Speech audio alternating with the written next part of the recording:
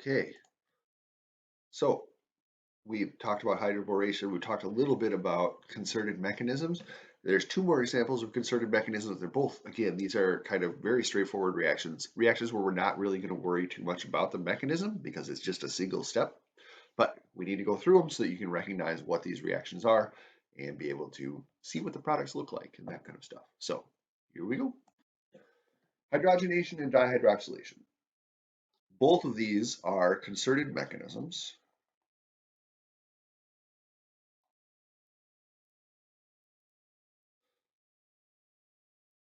Um,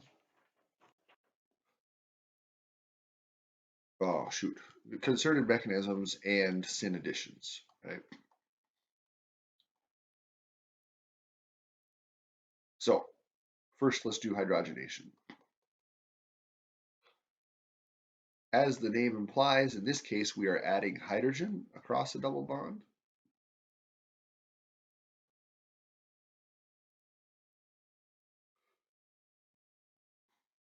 So we're going to add H2 and we're going to use a metal catalyst. And so the metal catalyst that you use for this, it could be nickel, it could be palladium, or it could be platinum. All right, so these are all from group 8 in the transition metals. They're all in the same group. All of them will do this equally well. So if you see nickel, palladium, or platinum, immediately that's your clue that hydrogenation is occurring, right? So H2 plus a metal, and what you'll get is you'll get hydrogens added to either side of your double bond, to both carbons of the double bond, right? So you're making two CH bonds. And in this case, you're going to get the syn addition, meaning that the two hydrogens, the two new bonds, so this bond and the two new CH bonds, the two new, not news, the two new CH bonds are oriented in the same direction,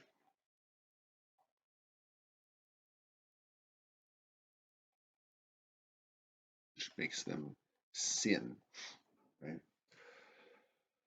So syn is just the term to say that they're both pointed the same way, right? You could also draw the hydrogens back, right? If they were both dashed, that would also work, although that doesn't matter. In this case, this is a single step reaction. It is concerted, as we set up here, and we add the two hydrogens syn to each other. So what this looks like, so let's use palladium, right? Palladium is most commonly used.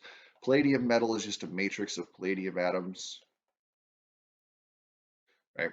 And then when the hydrogen is reacted with them, each hydrogen atom kind of gets attached at one point to the palladium. And so then when your double bond comes in to react with them, it's another concerted mechanism where everything happens at once, right? So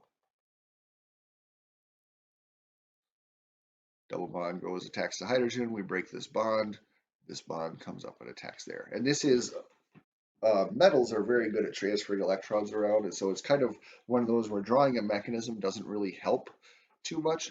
But the way to think about this is that you have a surface of palladium, right? And on that surface there are hydrogen atoms, right? Hydrogen, hydrogen, hydrogen, hydrogen.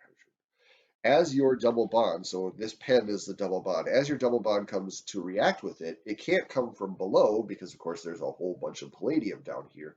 And so instead it only comes from one direction. And so the hydrogens that are attached here can only attach to kind of the bottom of the double bond, right? So the hydrogens all attach from the same side of the double bond. And so that's why we get this relationship where they're attached on the same side, right? And so we do hydrogenation, we add two hydrogen atoms, we always get syn addition, where the two new bonds, the two new CH bonds in this case, are always oriented in the same direction. So your hydrogens will always both be wedged or both be dashed. Dihydroxylation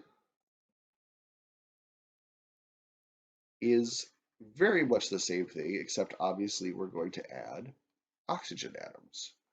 So let's use, we could use the same alkene here.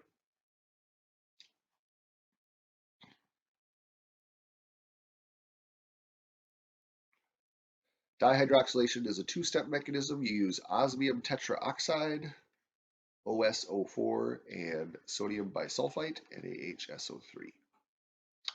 You will get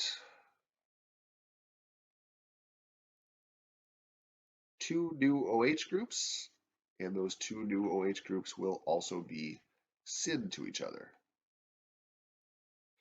Right, so we get another syn addition,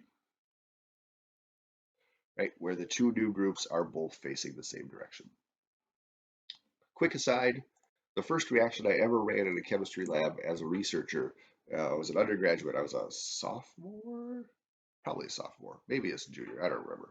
But I just finished organic chemistry and went in to do some. I talked to my organic chemistry teacher. And he's like, "Yeah, you can come in and do some research with me." And the first one I did was I used osmium tetroxide. And it turns out that osmium tetroxide is an incredibly toxic chemical because it will oxidize your corneas. So if you get exposed to osmium tetroxide, it will blind you, right? It oxidizes your corneas. Your corneas are just double bonds, right? That's how we see light. Light interacts with the double bonds in our eyes.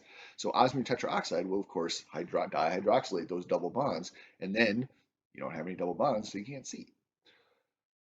So this is the speech that he gives me the first time I come into his office. He's like, "You're going to use this stuff. It will blind you if you come in contact with it. So make sure that you're doing it in the hood and all this other stuff." He says, "But don't worry about it because reports are that the blindness is temporary." So I didn't have anything to worry about. It turns out I didn't blind myself. I got to do a couple of reactions with it. They made these nice, really cool, like long orange crystals. It was a lot of fun. And of course, obviously, I became an organic chemist, so it must have worked. So osmium, it's great. Anyway, the point here is that you're making a syn addition, right? You're getting these oxygens on the same side. Another one where we're not going to be too concerned with the mechanism, right? But if we were, osmium tetraoxide looks like this, where it has four oxygens, four osmium oxygen double bonds.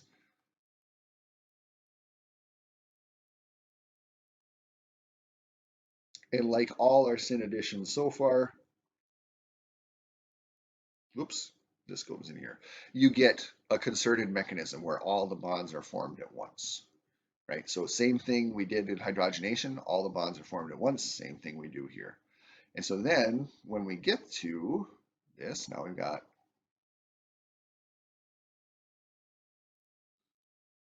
osmium. We get to this intermediate, which is this metallocycle, where you have the metal attached to your organic compound. Now you treat this with the sodium bisulfite, NaHSO3, and that cleaves these oxygen osmium bonds, and you end up with just hydroxyl groups there and there.